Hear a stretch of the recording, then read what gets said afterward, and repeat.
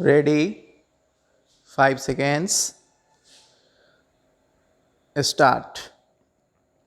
Did you know why the Indian lockdown is creating so much human suffering, even though we did relatively well on the COVID case numbers? Why is ours the only major country in the world where citizens are walking hundreds of kilometers home, going hungry and being lathi charged and tear gassed by the police? Or why is our government unable to provide a large fiscal support package like dozens of countries across the world? The answer, which you may not like to hear, is this: we are poor. Despite all our past glory, the potential India has, the love you have for your country, that answer won't change. We don't have money, our people are poor, our government is poor. Hence, when we carry out a lockdown like Europe and the US, we suffer more. For them, the lockdown creates an itch. For us, we bleed.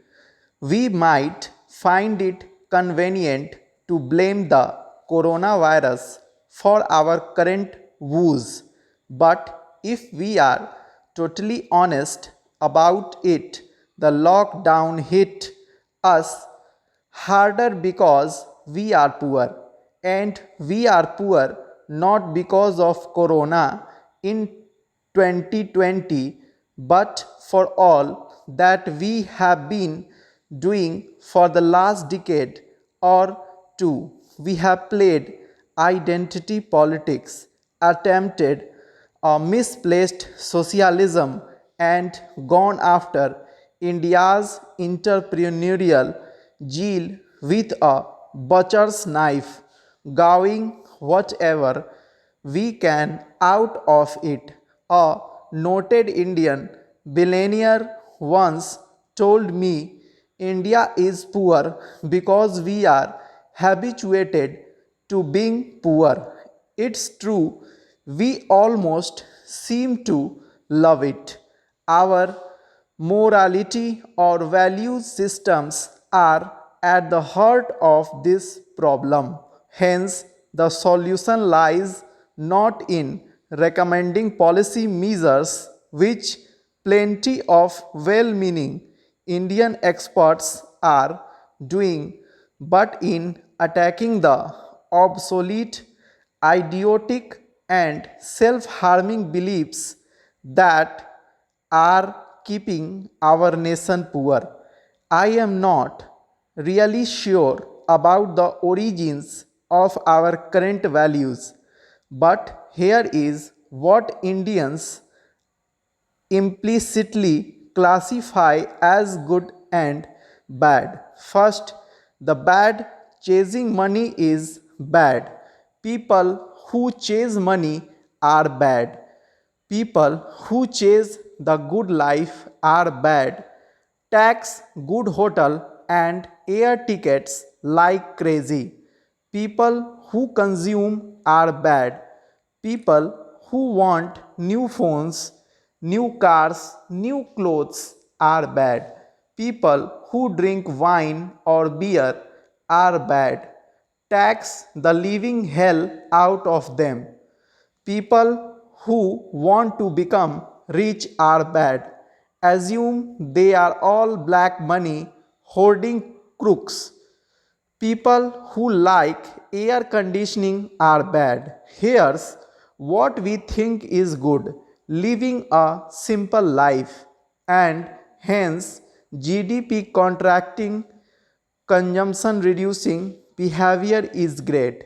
Respecting elders, including their obsolete ideas about India which kept it abysmally poor, being proud of your religious or caste identity and therefore focusing on it over anything else in elections, letting the government regulate and take care of everything, particularly those businesses guys who are all bad and therefore a Sarkari Babu needs to control them and worshipping politicians like leaders of religious cults and therefore not holding them accountable. With this mindset, where we neither understand nor celebrate wealth creation, where we allow the government to finger control and dominate all businesses, and where we let Hindu Muslim issues become the most important issue, a nation can never prosper.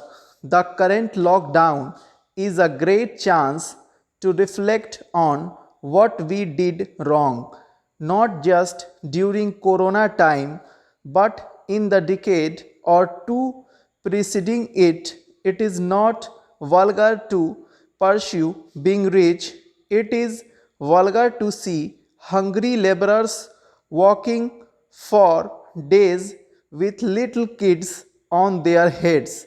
It is not good for the government to control businesses. It simply kills wealth creation and makes foreign investors run away to other places where they are respected and cared for.